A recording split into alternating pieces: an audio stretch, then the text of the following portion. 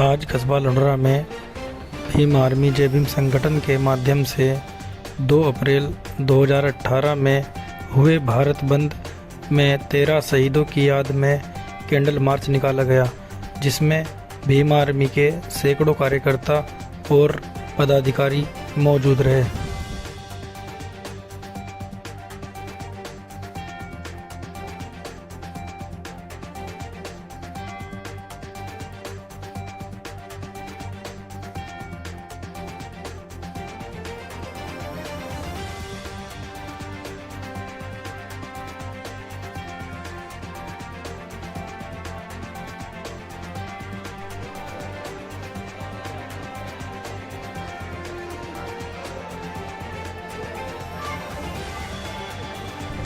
बहुजन समाज के लोगों ने 2 अप्रैल 2018 को भारत बंद करने का काम किया था।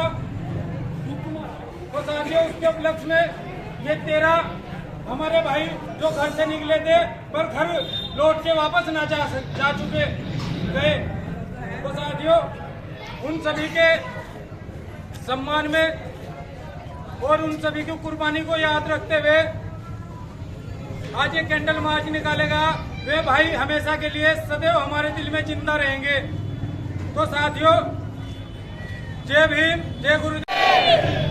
सभी सम्मानित साथियों को मेरा क्रांतिकारी जय भीम, जय भीम। साथियों, आज ये जो हमने यहाँ पर आज कैंडल मार्च निकाला है, ये हमने उन 13 शहीदों के लिए निकाला है जो इस बहुजन समाज विरोधी, जो बहुजन विरोधी सरकार है, उन्होंने SC ST एक्ट को खत्म करने का काम किया, खत्म करने का काम कर रही थी।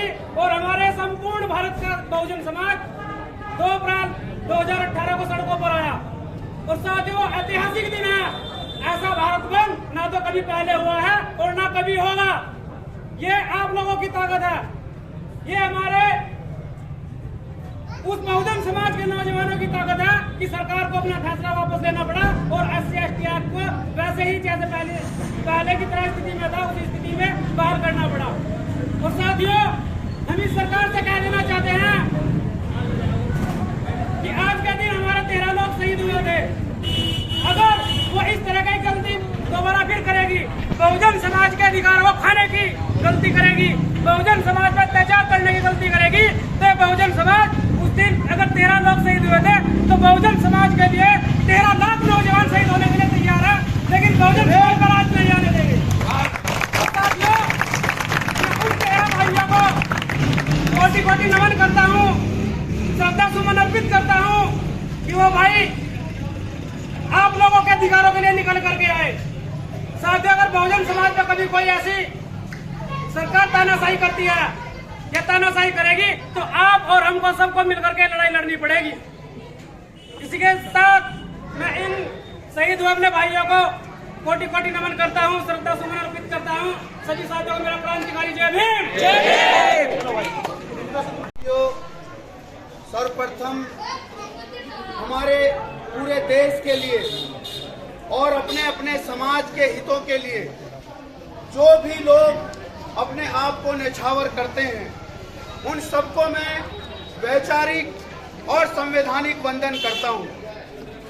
और ये बताना चाहता हूं, इस देश के शोषित, पीड़ित, मूल निवासी बहुजन समाज के लोग जो SC ST OBC या धर्म परिवर्तित समाज में बटे हुए लोग हैं, आज उनके ऊपर जुल्म का हद हो गई है। और ये हद इसलिए है कि हमारे समाज के पास इस देश में economical, political, social, cultural power नहीं है। हमारे भारत के संविधान में हम सबको मसावत, समानता की व्यवस्था दी गई है, सबको बराबरी के हक और अधिकार दिए गए हैं। लेकिन इस मूल निवासी बहुजन समाज के पास राजनीतिक सत्ता न होने की वजह से, सामाजिक सत्ता न होने की वजह से और आर्थिक सत्ता न होने की वजह से जुल्म इस हद पे पहुंच चुका है कि NCRB की रिपोर्ट में हर साल 4.5 lakh acid attack, gang rape, बलात्कार के केस सिर्फ महिलाओं के खिलाफ दर्ज होते हैं। मतलब इस भारत में हर 1 घंटे में 10 बलात्कार होते हैं, 10 गैंग रेप होते हैं और एक SC ST OBC समाज में से सिर्फ SC वर्ग के लोगों के साथ हर 1 घंटे में इस भारत में 2 हत्याएं होती हैं। हर 1 दिन में 5 शोषित समाज के SC समाज के लोगों को जिंदा जलाने की कहानी होती है। इस देश में मूल निवासी समाज का एक बड़ा हिस्सा, जिसे आज मुसलमान कहकर के समाज से अलग करने का एक सत्ता का आतंक फैलाया जा रहा है।